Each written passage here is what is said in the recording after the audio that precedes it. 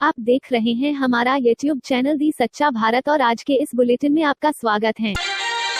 Udaipur Ahmedabad national highway पर भीषण सड़क हादसा, एक व्यक्ति की मौत, 2 घायल। उदयपुर में बुधवार देर रात नेशनल हाईवे 8 पर दर्दनाक सड़क हादसा हुआ। तेज रफ्तार बेकाबू ट्रक और ट्रेलर की भिड़ंत में एक व्यक्ति की मौके पर ही मौत हो गई, वहीं 2 लोग घायल हो गए हैं। आज की लेटेस्ट न्यूज अपडेट्स में हम जानेंगे, आज हजारों किसान ट्रैक्टरों पर दिल्ली बॉर्डर के लिए करेंगे कूच। एसबीआई ने किया अनिल अंबानी की 3 कंपनियों के अकाउंट को फ्रॉड घोषित। आज से भारत ऑस्ट्रेलिया के बीच खेला जा रहा है तीसरा टेस्ट मैच। कोरोना के चलते रद्द हुए 63वें ग्रैमी अवार्ड्स और ऐसी तमाम बड़ी खबरों पर डालेंगे नजर। तो चलिए फटाफट शुरुआत करते हैं। किसान आंदोलन का आज गुरुवार को 43वां दिन है। किसान संगठन ने बताया कि बहादुरगढ़ और टिकरी से सिंघू बॉर्डर के लिए हजारों किसान ट्रैक्टरों पर रवाना होंगे। इसमें पंजाब, हरियाणा, राजस्थान और उत्तर प्रदेश के किसान भी शामिल होंगे। किसान संगठनों ने चेतावनी दी है कि ये ट्रैक्टर रैली 26 जनवरी को निकलने वाली रैली का ट्रेलर होगा। किसानों ने कहा कि सरकार ने कृषि कानून वापस नहीं लिए तो दिल्ली में 26 जनवरी को ट्रैक्टर परेड करेंगे।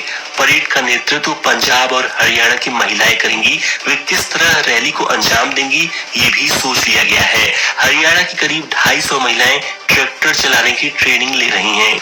इस बीच सुप्रीम कोर्ट में कृषि कानूनों को रद्द करने की अर्जी पर बुधवार को सुनवाई हुई। जस्टिस एस.ए. बोबडे की बेंच ने कहा कि स्थिति में कोई सुधार नहीं है। हम किसानों की हालत समझते हैं। अब इस मामले पर 11 जनवरी को सुनवाई होगी। कोरोना पर राहत की खबर है। भारत 8 महीने बाद दुनिया के टॉप 10 संक्रमित देशों की लिस्ट से बाहर हो गया है। देश में कोरोना को हराने वालों का आंकड़ा 1 करोड़ के पार हो गया है।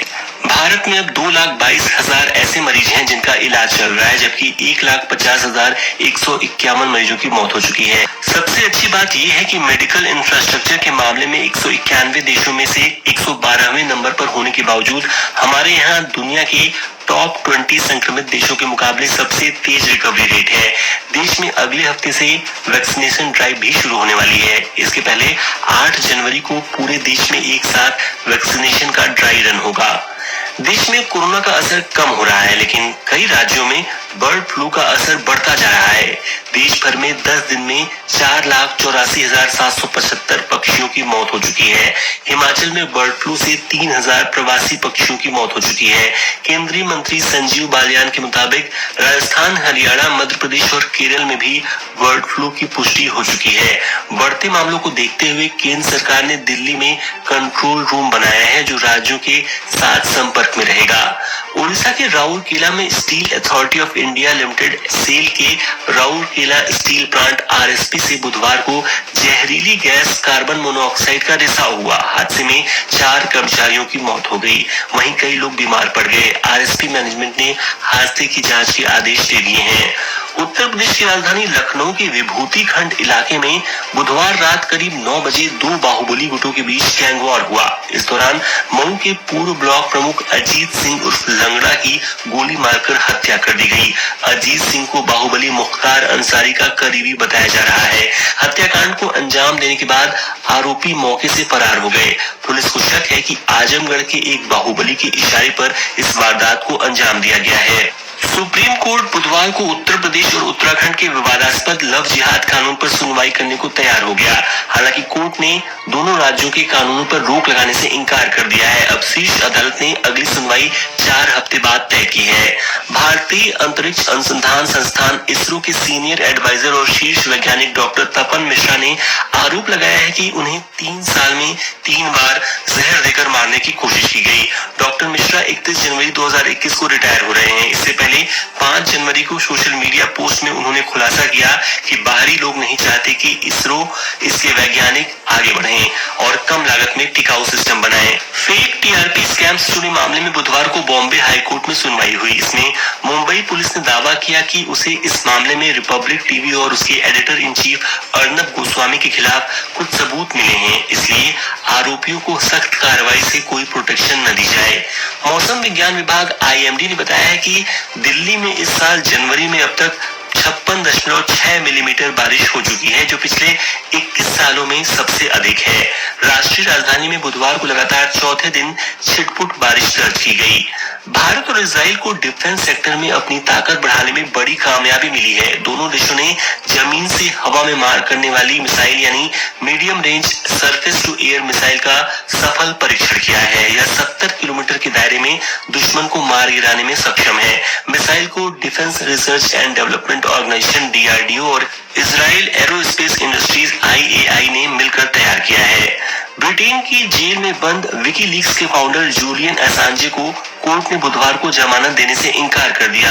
एक दिन पहले ही कोर्ट ने असांजे को अमेरिका को सौंपे जाने की अपील खारिज कर दी थी। 49 साल के असांजे ऑस्ट्रेलिया के नागरिक हैं। वह लंदन की बेलमार्श जेल में 4 साल से ज्यादा वक्त से बंद हैं। उन पर स्वीडन की 2 महिलाओं ने रेप का आरोप लगाया था।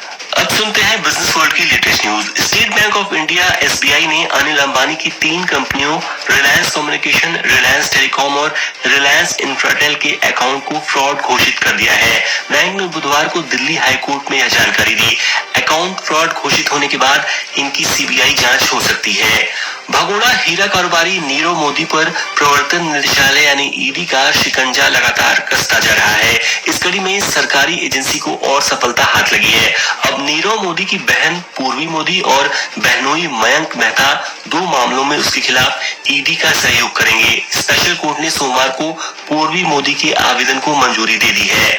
बाजार में लगातार जारी बढ़त पर कल ब्रेक लग गया। BSE सेंसेक्स 263 अंक नीचे 48,174 पर बंद हुआ।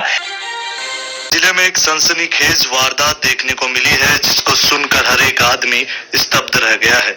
मामला झालावाड़ जिले के उनेल थाना क्षेत्र के बामन देवरिया गांव का है, जहां पर मध्य प्रदेश से आए लगभग 100 से अधिक लोगों ने हथियारों के दम पर लगभग 40 से अधिक महिलाओं और बच्चों को अगवा कर लिया। हैरत की बात यह है कि गांव में 1 घंटे से अधिक समय तक दहशत का तांडव चलता रहा, किंतु न तो पुलिस मौके पर पहुंची और न ही किसी और ने इस कृत्य के विरुद्ध आवाज उठाई। अंत में कुछ लोगों के द्वारा पुलिस को सूचना दी गई, जिस पर झालावाड़ की उनेल थाना पुलिस मौके पर पहुंची, लेकिन तब तक मध्य प्रदेश से आए लोगों ने महिलाओं और बच्चों को अगवा कर लिया था। आखिर में पुलिस को वहां पर 5 लोग मिले, जिनको पुलिस ने डिटेन कर लिया है, जिनके पास से हथियार भी बरामद हुए हैं। झालावाड़ जिला पुलिस अधीक्षक डॉक्टर किरण कंग सिद्धू ने बताया कि मध्य प्रदेश के आलोट थाना क्षेत्र के कलरिया गांव निवासी 100 से अधिक लोग हथियार लेकर झालावाड़ के उनेल थाना क्षेत्र के बामन देवरिया गांव पहुंचे, जहां पर उन्होंने मोटरसाइकिल चोरी के शक में आते ही गांव में लोगों के साथ मारपीट करना शुरू कर दिया, जिस पर गांव के पुरुष डर के मारे भाग गए और आरोपियों ने महिलाओं और बच्चों को हथियारों के बल पर अपने साथ इकट्ठा कर गाड़ियों में भरा और ले गए।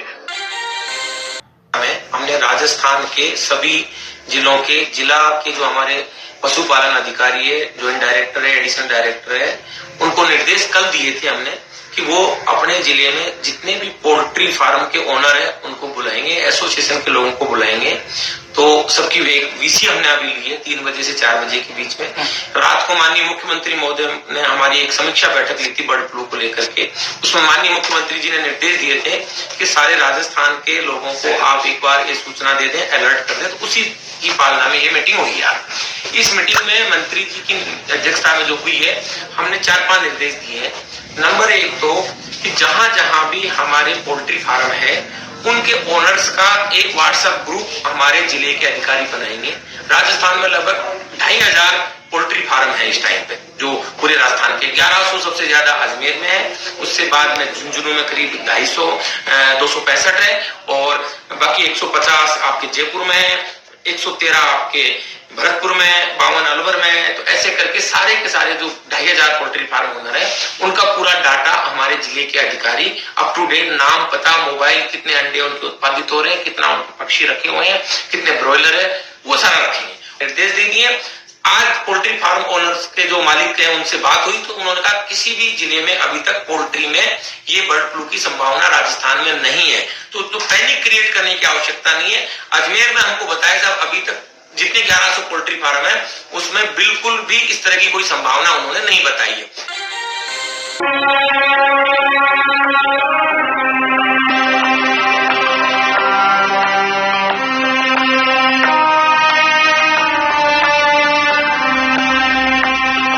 तरफ दिल्ली में ठंड का कहर तो दूसरी तरफ अब बारिश का सितम। इस ठंड और बारिश के बीच राजधानी में कुछ ऐसे लोग भी हैं जो सड़क किनारे या फ्लाईओवर के नीचे अपने बच्चों के साथ रहने को मजबूर हैं। यह गलन वाली ठंड इनके परेशानियों का बायस बन रही है। दिल्ली के सिर्फ एक इलाके में नहीं बल्कि जिधर आपकी नजर जाएगी उधर इन लोगों की बेबसी नजर आएगी।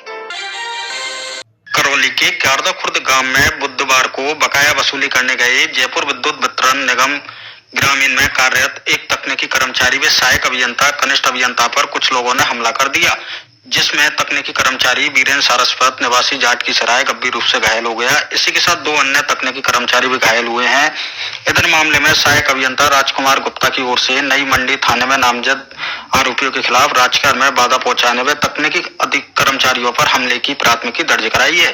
घायल कर्मचारी वीरेंद्र सारस्वत ने बताया कि बुधवार को गांव क्यारदा खुर्द में बकाया वसूली करने के लिए गए थे। इसी दौरान अवैध ट्रांसफार्मर लगाकर विद्युत चोरी किए जाने की शिकायत मिली। इस पर विभागीय विजिलेंस टीम मौके पर पहुंची, जिसमें गांव में खेती कार्य के लिए एक स्थान पर अवैध ट्रांसफार्मर मिला।